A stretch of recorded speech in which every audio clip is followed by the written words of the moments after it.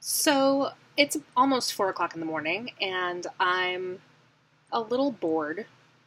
I don't have to be up early tomorrow, and I've spent most of today doing pre production on my Shakespeare Company's upcoming plays, which is all fabulous and wonderful, and I'm sure you can read about them in upcoming blogs and cool things. We're doing The Changeling and Richard III, and probably some other cool things coming up too. So, I'm going to blow off some steam by ranting about a play we're not even doing, and nobody has brought up to me recently, just because I feel like it. And to top it off, it's one that almost everybody who knows about Shakespeare and likes Shakespeare loves. They love this play.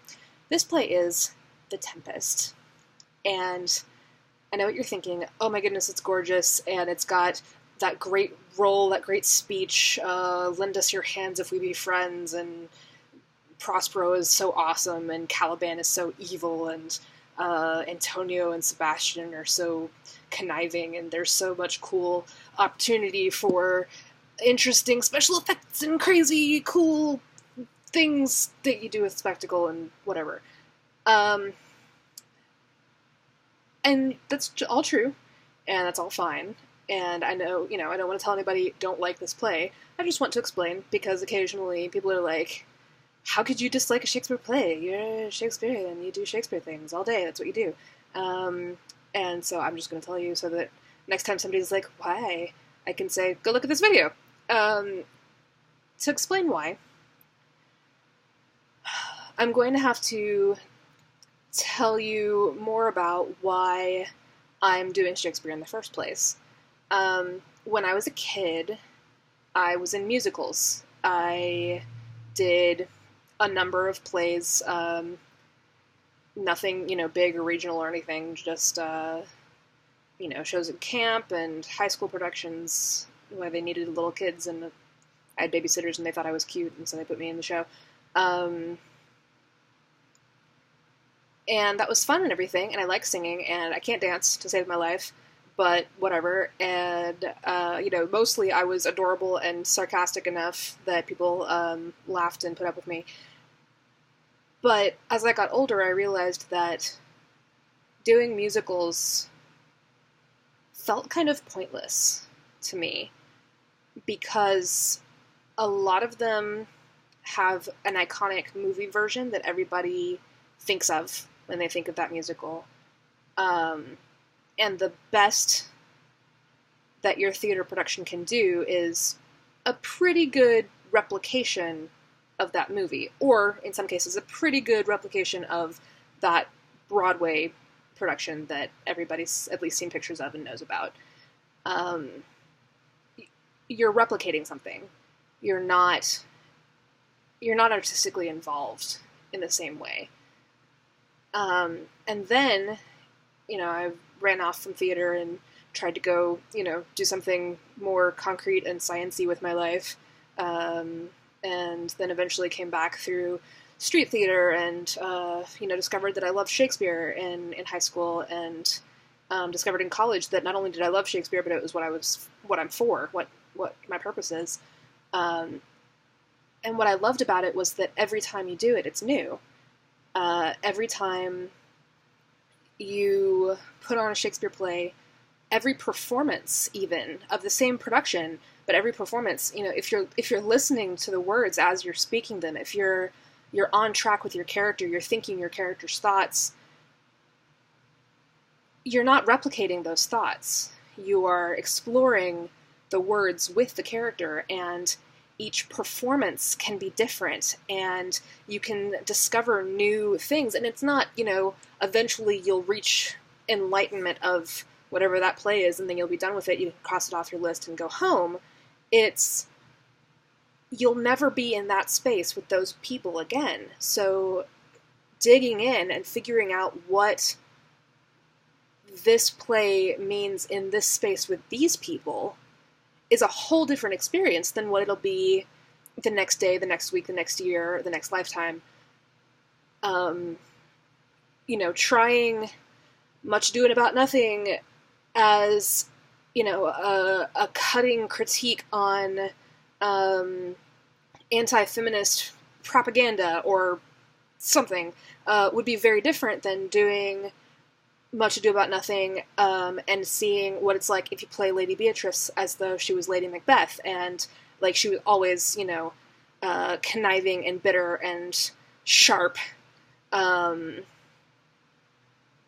an irredeemable way, So there's always something to find, and you're not going to discover. I got to the point where I realized I wasn't doing that with musicals, and I've been in Tempest twice, and I've seen it, of course, a lot, like at least 10 different productions. And it's not like the other Shakespeare plays because it doesn't change. And that's really hard for me. It was really hard to discover and hard to put up with, because even though it's beautiful, it's more like a novel. It's static. It's something, put on a favorite movie and rewatch it because you love all of the pieces and all of your favorite quotes and all of your favorite things. But Miranda's always going to be Miranda. She's always going to be kind of two-dimensionally innocent. Ferdinand, oh my god, he's as dumb as a post. Caliban's always evil. The clowns are always clowns. Prospero is full of great words. And that's nice, but there's not really new interpretations. And one of the productions I was in, there was a female Prospero. We played with gender, but the play didn't morph around us and become a collaborative effort, in the same way. It's more like the play was a thing, and then we had to take our interpretation and put it on top. And I don't like that. That's not fun. That's not what I'm here for. That feels too much like musicals. It feels too much, I don't know, it's boring. And it is like a favorite novel. Like, you can read it and go, oh, I love this part. And the spectacle, the opportunities for spectacle are cool. I mean, I'm totally hypocritical. If somebody offered me the part of Ariel and said, we're going to teach you some circus acts, and you're going to learn how to fly on silks, and we're going to help you with your juggling skills, and you're going to come in and do crazy cool dance numbers, even though you can't dance. We'll work on that, and it'll be fun and awesome.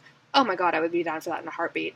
I am perfectly aware that I exist in two places at once, and that being, human and having opinions doesn't always mean you're consistent or rational. But that's just because being a crazy flippy girl who can climb up walls is something that really appeals to me. The words don't have to be there in order for me to get to do that. That's one of the reasons why I have a mime act. It's one of the reasons why I used to work in haunted houses. I mean,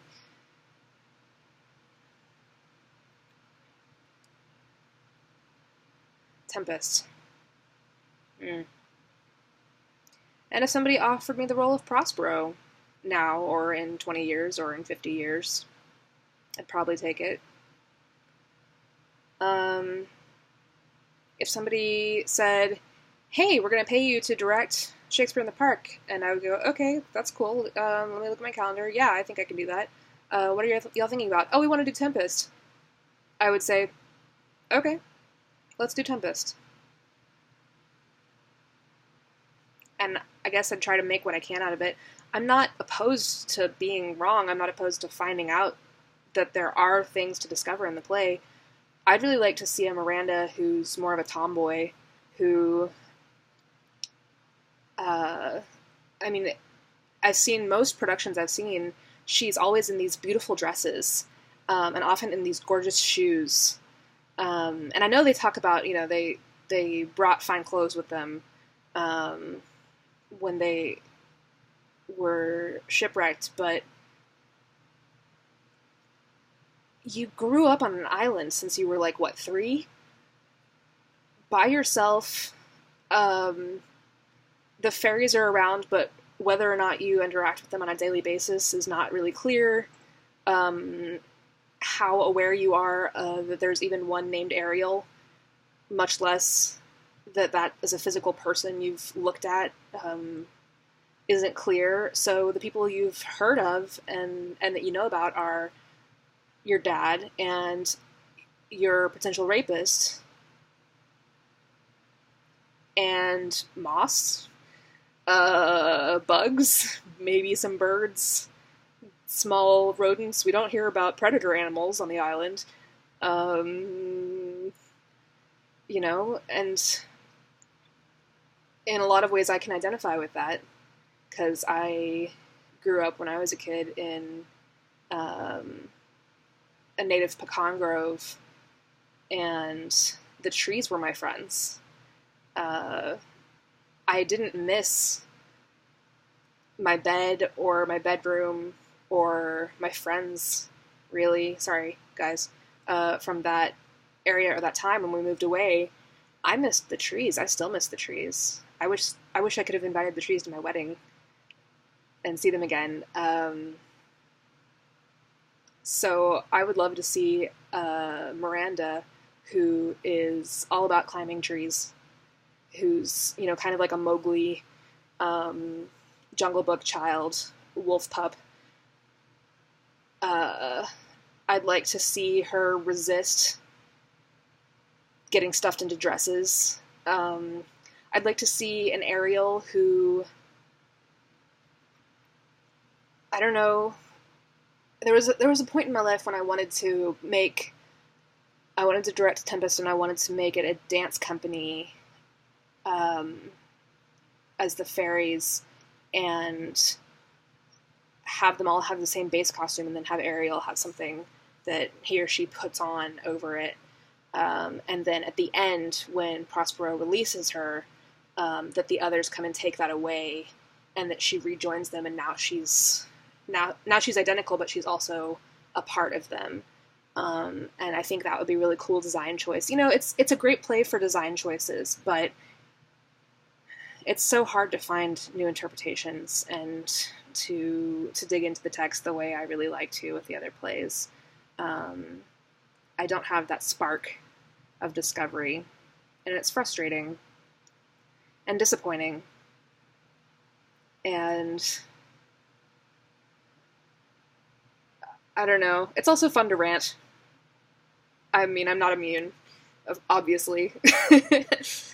um, it's fun, I don't know, to have in jokes with friends and have people go, "Oh, don't talk about doing Tempest. We can't have that." Um, yeah, Tempest. Meh.